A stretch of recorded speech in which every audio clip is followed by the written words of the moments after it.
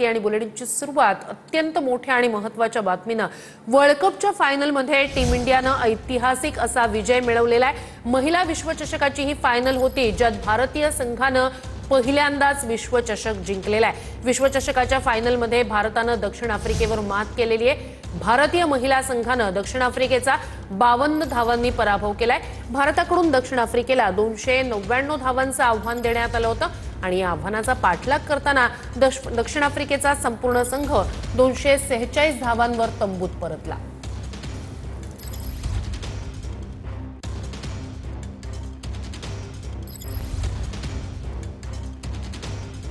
पंतप्रधानांकडून सुद्धा विश्वविजेत्या भारतीय संघाचं अभिनंदन करण्यात आलेलं आहे। एक मोठा जल्लोष यानंतर संपूर्ण देशभरात पाहायला मिळाला। महिला टीम इंडियाचा हा पहिला विश्वचषक विजय होता आणि या विजयानंतर महिला संघानं मैदानातच मोठा जल्लोष केला। भारताची महिला क्रिकेट टीम आणि साऊथ आफ्रिकेची महिला टीम यामध्ये क्रिकेटचा सामना झाला, फायनलचा सामना झाला आणि त्या फायनल सामन्यामध्ये भारताच्या महिला टीमनं मोठा विजय संपादन केला आहे आणि त्या जी टीम आहे ती तुम्ही पाहू शकता। हे आहे कोर्टयार्ड मॅरियट हॉटेल नवी मुंबईचं आणि ह्याच्याच बाजूला स्टेडियम आहे डी.वाय. पाटीलची मॅच संपल्यानंतर आज मात्र या कोर्टयार्ड हॉटेलमध्ये महिला टीम जी आहे इंडियाची ती थांबलेली आहे।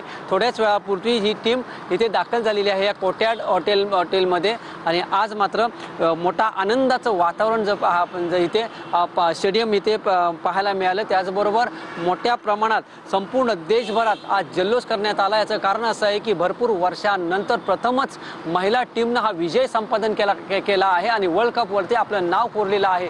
ज्या वेळेला मॅच सुरुवात झाली त्यावेळेला भारतानं पहिली बॅटिंग केली आणि बॅटिंग करताना 299 धावांचं आव्हान हे साऊथ आफ्रिकेसमोर उभं केलं आणि साऊथ आफ्रिकेची टीम हे मात्र ते आव्हान त्यांना पूर्ण करता आलं नाही आणि 52 रनाने त्यांना भारतीय महिला टीमनं धूळ चारलेली आहे। आणि याच अनुषंगानं भारताचे जे पंतप्रधान आहेत नरेंद्र मोदी यांनी सुद्धा भारतीय महिला टीमचं अभिनंदन केलेलं आहे। व्हिडिओ जर्नलिस्ट शिरीषसह मी वैभव घाग, TV9 मराठी, नवी मुंबई।